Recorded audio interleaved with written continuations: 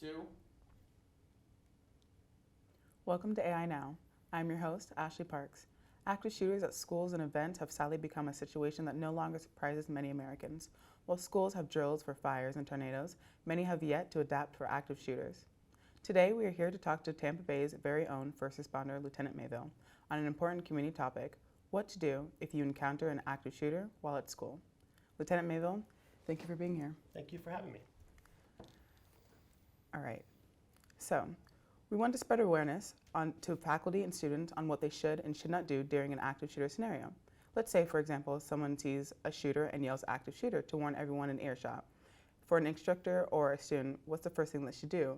The first thing they should do is escape, right? Yes, ma'am, that's correct. But the shooter is heading your direction, there's no escape. What should you do in that situation?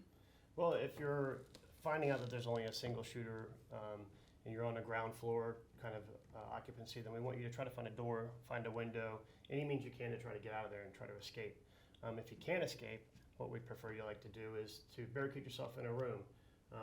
Put a strong barricade by the door, try to find something nice and sturdy to hide behind. Keep yourselves quiet, keep yourselves calm, turn off your cell phones. Hopefully, if everything's nice and quiet and they can't see anything going on or anything like that, then they'll just hopefully pass the room. Okay. All right. So, say, for example, they do all that and a student gets shot through the door. What should the students do before first responders come to the scene? Well, if a shooter does shoot through a door or a wall, and it's pretty much like a ricochet shot, or you even catch one in the thigh, something like that, the best thing to do is try to find something you can use as a tourniquet to control the bleeding. Most acceptable for anyone is everyone has a belt, 9 times out of 10. So you could use a belt. You tighten it down as tight as you can get it. Unfortunately, it's going to hurt them.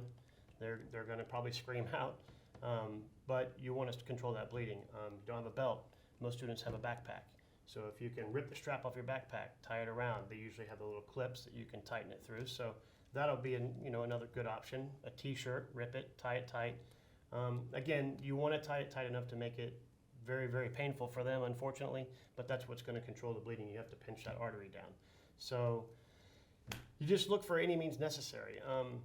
Secondly, what we'd like to see, because it may be a while for the police to clear the building for us to come in, find a way to mark it. Usually we'll try to mark on their forehead a letter T with a time, or on the back side of their hand, so that we know when that tourniquet was applied, because when they're applied and they're applied appropriately, it cuts off an oxygen supply to the limb that's affected. So it gives us a good ample time to allow the hospital staff to know, so there's not a worse injury down the road. Lieutenant Mayville, I appreciate you coming here. Thank you. Thank you for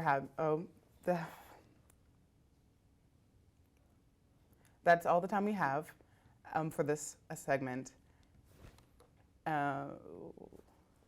If you want to learn more about what you can do to be prepared for an active shooter, go to our website where you can watch instructional videos on how to protect yourself and your fellow students. For AI Now, I am Ashley Parks.